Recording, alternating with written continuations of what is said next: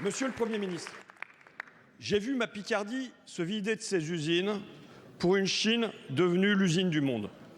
Je ne veux pas voir mon pays se vider de ses fermes pour un Brésil devenant la ferme-usine du monde.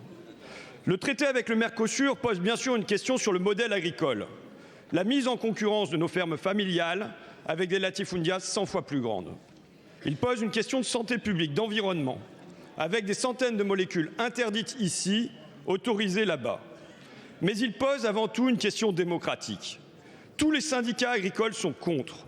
Toutes les associations environnementales sont contre. Tous les partis, tous les députés, tous les sénateurs sont contre. Et Mme von der Leyen triche, truc, trafique pour contourner les assemblées nationales, pour appliquer l'accord avant même le vote du Parlement européen. Bref, pour échapper à la démocratie, et ce n'est qu'un début.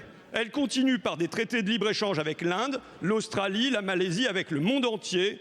Le grand déménagement du monde, voilà son projet. Sur le Mercosur, le président de la République n'a cessé de zigzaguer. En voyage au loin, il est pour, mais contre quand il revient ici. Aussi, nous vous demandons maintenant de la clarté, de la sincérité dans ce combat.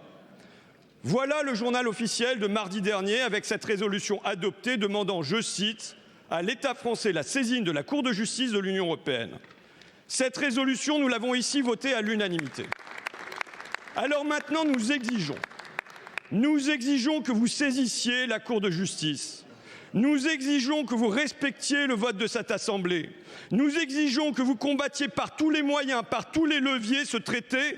Nous exigeons que vous opposiez à cette adoption provisoire. Nous l'exigeons pour protéger notre agriculture. Sinon, demain, ce sera votre censure. Merci beaucoup, monsieur le député. La parole est à monsieur Jean-Noël Barrot, ministre de l'Europe et des Affaires étrangères. Madame la Présidente, Mesdames et Messieurs les députés, Monsieur le député François Ruffin, il n'y a pas de pays en Europe qui, plus sincèrement que la France ne l'a fait, sous l'autorité du Président de la République, du Premier ministre, qui ait autant défendu nos industries, nos emplois depuis 9 ans. Ouvrez les yeux. Un certain nombre des propositions que nous avons formulées, qui rencontraient à l'époque une opposition très vive de la part de nos partenaires, ont fini par être adoptées, y compris parfois grâce au soutien de vos groupes politiques.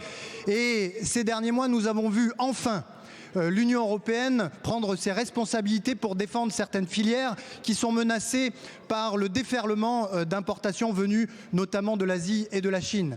Ce sont des mesures de sauvegarde sur l'acier avec le doublement des droits de douane et la division par 2 des quotas. Ce sont des mesures pour protéger cette petite industrie des ferroalliages qui était menacée de disparition. C'est la préférence européenne que nous parvenons enfin à imposer texte après texte dans les instruments européens. Et c'est bien évidemment le combat qu'a mené le Premier ministre, la ministre de l'Agriculture et l'ensemble de l'interministériel pour défendre les intérêts de nos agricultrices et nos agriculteurs.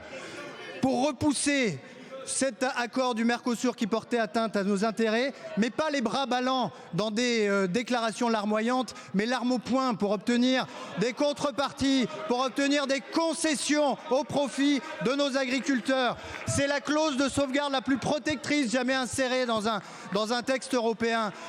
C'est les mesures miroirs qui vont interdire l'entrée sur le marché unique en complément des mesures prises au niveau national. C'est le renforcement des contrôles. Mais maintenant, mesdames et messieurs les députés, c'est au Parlement européen qu'il faut aller pour mener la résistance, pour introduire cette demande devant la Cour de justice européenne et pour faire entendre la voix des groupes politiques qui, ici, l'ont fait entendre au niveau national, mais qui désormais doivent le faire entendre à Strasbourg et à Bruxelles. Merci beaucoup, monsieur le ministre. Monsieur le député. Monsieur le ministre, vous avez répondu pendant 2 minutes. Simplement, vous n'avez pas répondu à la question. C'est non. Vous ne saisirez pas la Cour de justice de l'Union européenne. Le Parlement européen peut le faire. La France peut le faire. Merci beaucoup.